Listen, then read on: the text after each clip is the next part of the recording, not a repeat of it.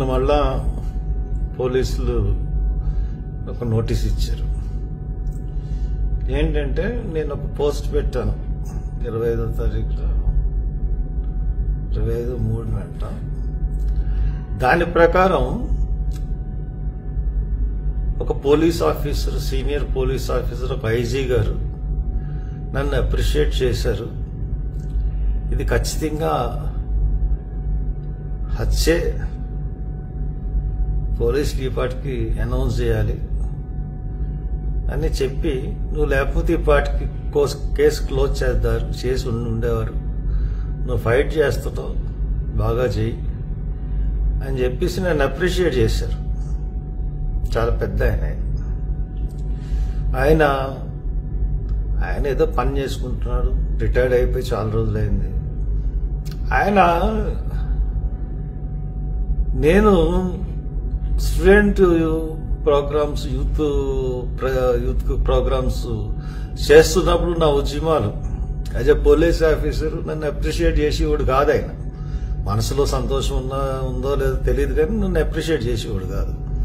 అని మొన్న ఆయన ఫోన్ చేసి నన్ను అప్రిషియేట్ చేసేవాడికి నేను అది పోస్ట్ బుక్లో పెట్టాను. రోజుకి వందల మంది, వేల మంది నాకు మెసేజ్లు పెడుతున్నారు. కామెంట్స్ రూపంలో అన్నా వదలొద్దు, నీ వల్లే కేసు అని ఎంతోమంది పోలీసులు మెసేజ్లు, ఎంతోమంది పబ్లిక్ మెసేజ్లు పెడుతున్నారు. రాష్ట్రం అంతా మెసేజ్లు పెడుతున్నారు. ఆయన పేరు చెప్పండి, ఆయన దగ్గరికి వెళ్ళి స్టేట్మెంట్ తీసుకుంటాం అని మళ్ళీ నోటీస్ పంపారు. అన్న న్యాయమా పోలీస్ డిపార్ట్మెంట్ వారికి? దాంట్లో నేను పెట్టిన దాంట్లో తప్పేమన్నా ఉందా? దాంట్లో నేను ఏదైనా ప్రొవోకేట్ చేశానా?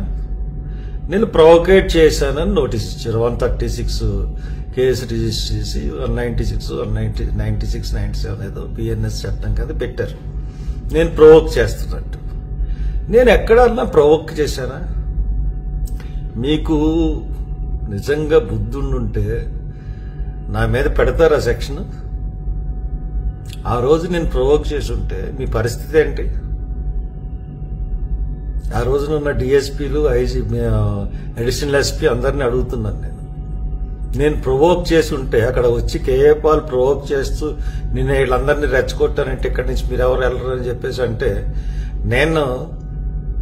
మీరు 2 రోజుల నుంచి ఇక్కడ పడుతున్నా, మీకు ఇక్కడికి వచ్చి మాట్లాడుతున్నారు పాల్ గారు, ఇది పద్ధతి కాదు, మీరు మాట్లాడే పద్ధతి కాదు అని నేను ఖండించి నన్ను ముందు కారులో కూర్చోండి అన్నారు. వ్యాన్ ఎవరు ఆపరని. అలా కాదు, మీరు ఎదురుండి అందరికీ నచ్చెప్పి కారుని బయటకు తీసుకెళ్ళండి. మేము అందరం ఒక ఎత్తు, మీరు ఒకళ్ళు ఒక ఎత్తు. మీరు చెప్పలేదా ఈ మాటలు నాతో పోలీస్ డిపార్ట్మెంట్ వారు? డైరెక్ట్గా అడుగుతా ఉన్నాను. ఆ రోజు నేను ప్రొవోక్ చేసి ఉంటే మీ పరిస్థితి ఏంటి? ప్రవీణ్ కుమార్ గారి యొక్క బాడీని మీరు గవర్నమెంట్ హాస్పిటల్ నుంచి తీసుకెళ్లగలరా? నేనెంతో సమయంతో మీకు కోఆపరేట్ చేసి అందరికీ దండాలు పెట్టి బతిమలాడుకుని నా మాట మీద గౌరవం ఉంచండి అని చెప్పి నేను దీని మీద పోరాటం చేస్తానని అందరికీ హామీ ఇచ్చి నీదే బాధ్యత అంటే నాదే బాధ్యత అని చెప్పి తీసుకుని మీరు వీడియోలు తీస్తారు కదా, ప్రతిదీని నేను మాట్లాడుతున్నది నించున్నా కాడి నుంచి నేను ఎక్కడున్నాను, ఏం చేస్తున్నాను అన్నది ప్రతిదీ నా వీడియోలు తీస్తానే ఉంటారు కదా మీరు. ఎక్కడి నుంచో ఒక చోట నుంచి పెట్టండి బయట. మీరు నన్ను ఆ రోజున ఎలాగా వాడుకున్నారు? అసలు నాకు అటువంటి ప్రొవోక్ చేసే ఉద్దేశమే నాకు ఎప్పుడు ఉండదు. నేను ఎప్పుడు ప్రొవోక్ చేసే మనిషిని కూడా కాదు. ఈ కేసులో కూడా అలాగే మీరు న్యాయంగా చేస్తే ఈ కేసు ఖచ్చితంగా ఈ పార్టీకి బయటకు వచ్చేసింది. మీకు తెలిసింది. ఎందుకు మీరు పోస్ట్ మార్టం రిపోర్ట్ ఈ రోజుకి బయట పెట్టట్లేదు? నేను అడుగుతున్నాను మిమ్మల్ని, ఎందుకు బయట పెట్టడం లేదు? తల మీద దెబ్బలు ఉన్నాయని బయట పెట్టట్లేదా? మొహం మీద దెబ్బలు ఉన్నాయని బయట పెట్టట్లేదా? 17 చోట్ల అనుమానాస్పద గాయాలున్నాయని బయట పెట్టట్లేదా? ఎందుకు బయట పెట్టట్లేదు? పోస్ట్ మార్టం రిపోర్ట్ బయట పెట్టాలి కదా. పోస్ట్ మార్టం రిపోర్ట్ బయట పెడితే అది హత్య అని అందరికీ తెలిసిపోతుంది. మీరు పోస్ట్ మార్టం రిపోర్టు పెట్టకుండా మీరు సిట్ వేశానంటున్నారు. మీ సిట్ వాళ్ళు ఏం చేశారు? ఆయన ఇంటికి వెళ్ళి కంప్యూటర్ పట్టుకెళ్ళిపోయారు, హార్డ్ డిస్క్. ఆయన బ్యాంక్ అకౌంట్స్ సీజ్ చేశారు. యాక్సిడెంట్ కేసులకి ఇవన్నీ అవసరమా?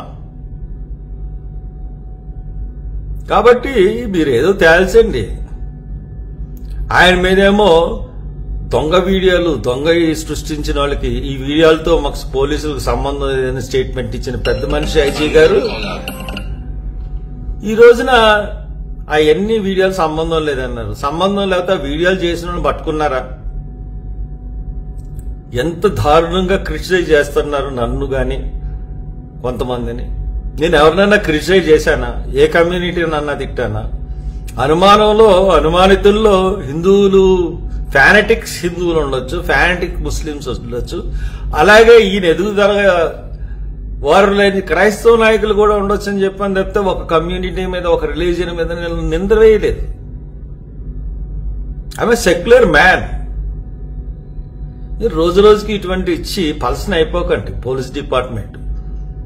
నా మీద మీరు పోలీస్ డిపార్ట్మెంట్ మీరు ఏదన్నా కక్ష సాధింపు చేయాలనుకుంటే అది మీకే నష్టం అవుతుంది తప్పితే నాకేం నష్టం లేదు. కాబట్టి మీరు ఎవరినో ప్రతి ఓన్లీ చూసినట్టుగా నన్ను చూడకండి. నేనేం మేము భయపడను, మీ నోటీసులకు భయపడను, మీరు చేసి ఏ పనికి భయపడను. ఎక్కడన్నా అన్యాయం జరిగినా, అక్రమం జరిగినా ప్రశ్నించడానికి ఒక గొంతు, దట్ ఈజ్ హర్ష కుమార్. ఆ గొంతు ఎప్పుడూ ఉంటుంది. కాబట్టి ఇటువంటి చిల్లరే నోటీసులు, చిల్లర పనులు చేయకండి పోలీస్ డిపార్ట్మెంట్. ఉన్న పరువు కూడా కోల్పోకండి దయచేసి.